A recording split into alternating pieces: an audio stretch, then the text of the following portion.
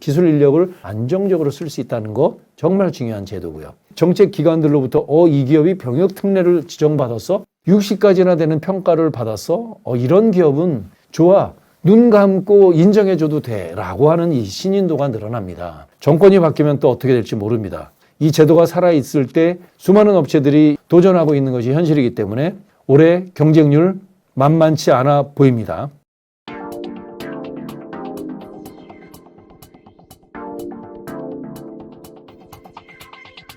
중소기업이 청년과 기술 인력을 채용하는 데 어려운데 해결할 수 있는 솔루션이 있습니다. 병역 특례 없이 지정만 받으시면 대표님 괜찮은 청년 기술 인력을요 자유롭게 채용할 수 있다는 것이 이렇게 장점이고요.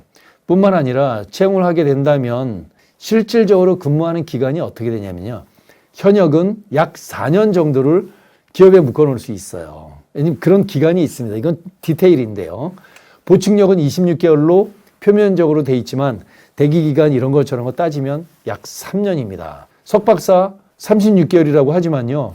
대기기간 이런 걸 따지면 약 4년 정도를 안정적으로 쓸 수 있어요. 기술 인력을 안정적으로 쓸 수 있다는 거 정말 중요한 제도고요. 그리고 고용중대 세액공제라고 해서요. 직원 한 명당 1,200만 원에서 1,300만 원으로 늘었어요. 현역 한 명, 보충력 한 명 이렇게 한다면 2,600만 원. 세금 공제, 세액 공제 받을 수 있다는 거 어마어마합니다. 또 하나는요. 대표님, 국가로부터 이런 라이센스를 받았다는 거잖아요. 훈장을 받았다는 거기 때문에요. 대평가 상승합니다. 이 기업이 중소벤처부 혹은 산업부 혹은 문화부로부터 인증을 받아서 병역이 이 회사가 지정이 되고 있어? 이 회사 이미 평가 잘 받았네. 이 회사 괜찮아. 좋아. 대외 신인도 평가가 상승할 수 있습니다. 또 정책기관들에서 평가를 받을 때 정책금융기관, 다양한 무상평가, 다양한 정부의 정책기관들이 존재하지 않습니까? 그런 정책기관들로부터 이 기업이 병역특례를 지정받았어? 평가, 60가지나 되는 평가를 받았어? 이런 기업은 좋아. 눈 감고 인정해줘도 돼. 라고 하는 이 신인도가 늘어납니다. 너무나 좋습니다. 그리고 이런 평가를 받는 동안에 회사의 체계가 갖추어집니다. 이런 게 있었어? 이런 게 있었어? 대표님 사업은 매출만 일으키는 게 능사가 아니고요. 그게 다가 아닙니다. 이러한 평가 요소를 잘 갖추는 것. 대표님 자녀들한테 학교를 좋은 대학을 갈 때 다양한 평가를 잘 갖추는 것처럼요.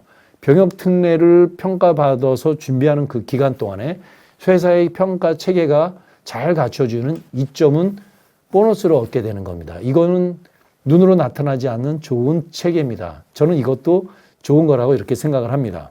병역 특례 업체의 경쟁률 제일 궁금하실 거예요. 2020년도만 하더라도 약 80%의 합격률을 보였습니다. 준비해서 신청한 기업은 대부분 선정이 됐다고 보시면 됩니다. 올해는 어떻게 될까요? 예측하는 합격률이 이렇습니다. 작년에 떨어진 업체들이 이제 많이 늘었죠. 올해 새롭게 도전하는 업체들 합치게 된다면 경쟁률이 어느 정도로 예상되냐면 4대1에서 5대1까지 될 거로 예측이 됩니다. 합격률 25%. 사실 지난 정부 시절에는 병역특례 제도를 어떻게 운영하려고 했냐면 젊은 청년 세대가 계속 감소하니까 특별한 혜택을 주는 병역특례 제도를 점진적으로 감축하겠다가 정책 기조였어요. 지금 새 정부 들어서 유지하겠다라고 하는데 정권이 바뀌면 또 어떻게 될지 모릅니다. 현재는 살아 있습니다. 그렇기 때문에 이 제도가 살아 있을 때 수많은 업체들이 이 병역특례 혜택을 보기 위해서 도전하고 있는 것이 현실이기 때문에 올해 경쟁률 만만치 않아 보입니다. 그렇다면 신규로 선정되는 업체 숫자는 어떻게 될까요? 일단 병역특례를 운영하는 중앙부처는 10개 기관입니다. 중소벤처부가 제일 많고요. 산업부, 식약처부터 시작해서 복지부, 농림부, 문체부, 해수부, 국토부, 산림청, 진흥회까지 10개 부처에 해당이 됩니다. 신규로 뽑는 업체의 숫자는 매년 조금씩 달라지긴 하겠지만 600개에서 700개 업체 정도가 새롭게 선정되는 업체 수고요. 여기서 중소벤처부가 제일 많은데 작년도는 500개 업체가 채 안 됐습니다. 올해는 500개 업체 정도로 예상이 되고요. 기존 병역 특례를 운영하는 업체 수는 약 9,000개 수 정도 됩니다. 어쨌든 새롭게 선정되는 업체는 500개 정도로 중소벤처부가 500개고 전체는 중소벤처부부터 10개 중앙부처가 운영되는 것은 600개 조금 넘는 걸로 예측이 됩니다. 그렇다면 이제 병역특례요원의 숫자는 어떻게 될까요? 병역요원을 이야기합니다. 작년까지만 하더라도 산업기능요원이 현역 3,200명, 보충력 7,000명 해서 전문연구요원은 석박사를 지칭을 합니다. 석박사 전문연구요원은 2,300명 수준이었는데 올해 작년과 거의 비슷할 걸로 예측이 됩니다. 병역특례 업체 선정 방식은 점수가 넘어가면 합격되는 절대 평가 방식이 아닙니다. 어떤 방식이냐면 1등부터 자릅니다. 특정한 점수가 넘어가는 업체를 물론 대상으로 합니다. 점수가 안 되는 업체를 대상으로 하지 않고요. 점수가 해당되는 업체를 대상으로 1등부터 자릅니다. 상대 평가 방식을 꼭 기억해 주시기 바랍니다. 일단 첫 번째는 일정한 점수를 올려야 됩니다, 대표님. 두 번째는 1등부터 자른다는 것 기억해 주시기 바랍니다. 합격의 핵심 방법을 말씀드립니다. 평가 기준을 정확히 이해해야 됩니다. 현실적으로 평가 지표가 너무나 많습니다. 60가지 정도에 이르게 되는데 평가 지표를 보다가 우리 실무 책임자 호소합니다. 너무 어려워요. 이게 도대체 무슨 말인지 모릅니다. 이런 내용이 많고요. 특히 올해는 제도가 좀 변경이 됐습니다. 60개 평가 방식 하나하나가 너무나 전문적이라는 사실, 평가 기준을 정확히 이해하시는 것 첫 번째고요. 두 번째, 합격의 커트라인이 어떻게 될까요? 작년도는 합격 커트라인이 40점으로 나왔습니다. 올해 45점으로 예측이 됩니다. 물론 이거는 예측입니다. 제가 쪽집게 도사가 아니기 때문에 뚜껑을 열어봐야 알겠지만 경쟁이 치열하기 때문에 45점은 기본적으로 먹고 들어가야 되지 않을까 이렇게 예측을 합니다.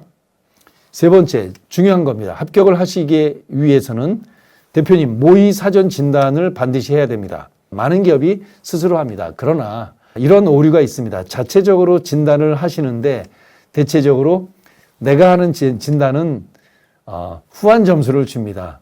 이게 무슨 얘기냐면 안 될 거라고 생각하지 않고 이거를 될 거라고 생각해서 오류가 납니다.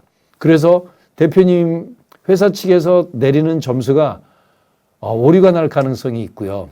냉정하게 하지 않기 때문에 문제가 있을 수 있습니다. 그래서 대표님이 내리는 자체 진단에 문제가 있을 가능성이 높기 때문에 이 사전 진단을 전문가 그룹한테 맡겨서 사전 진단을 의뢰하시기 바랍니다. 이 영상을 보시는 대표님 모의 사전 진단을 거의 정교하게 내려드립니다. 대표님 점수가 35점이다, 27점이다 정확히 내려드립니다. 그래서 사전 진단을 통해서 예상 점수가 나온다면 이 1년 내내 준비할 게 뭐 있습니까? 한 2달이라는 기간 동안에 대표님께서 준비해서 이 점수를 넘길 것들을 어떻게 대응을 할 것인가를 정확하게 제안해 드립니다.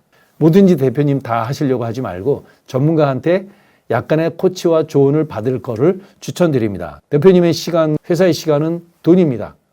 노력을 많이 들여서 합격하는 것이 경영 효율이 아니라 적절한 노력을 들여서 경영 효율을 올릴 수 있는 것을 이렇게 극대화하는 것을 추천드립니다. 이런 대안을 말씀드립니다.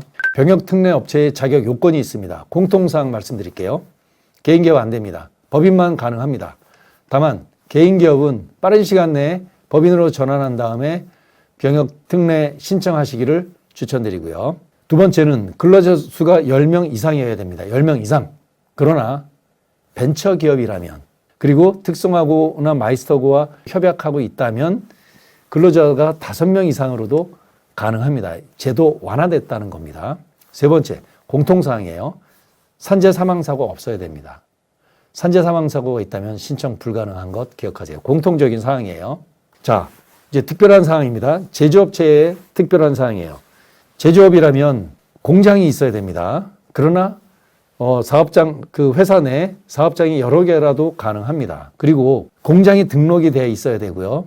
소기업인 경우는 건축물의 용도가 공장으로 공장 등록증이 없어도 신청이 가능합니다. 중요한 사실이죠.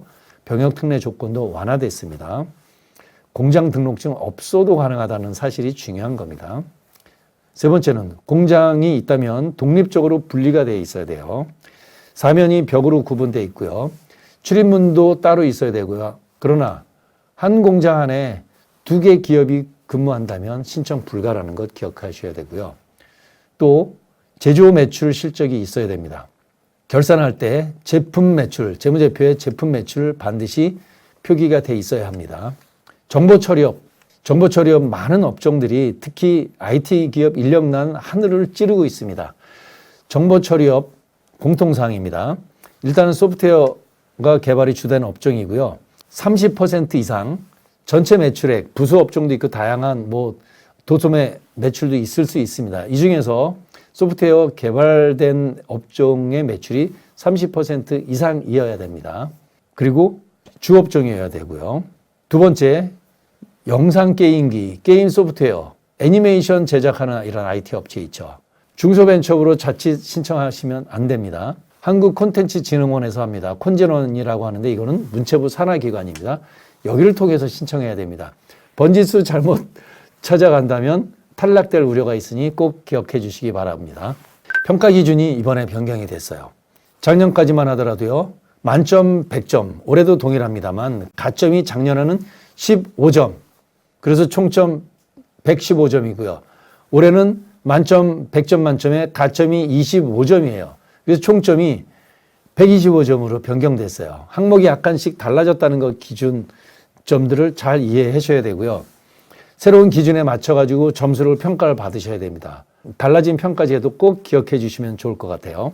주요 평가 기준 몇 가지를 말씀드리면 성과 공유 기업 2점에서 10점으로 달라졌어요. 그런데 이게 1년에 한 차례 성과 공유 기업 지정을 합니다. 신청 기간이 지났기 때문에 지금은 현재로서는 연중이 아니라 연초입니다. 근데 매년 3월이기 때문에 그거 기억하시고 올해 준비하셔서 내년에 도전하신 기업은 올해 잘 준비하셨다가 내년 초에 성과 공유 기업 점수 획득하시기 바랍니다. 두 번째인데요. 중소기업 인력 양성대학이라고 하는 게 있습니다.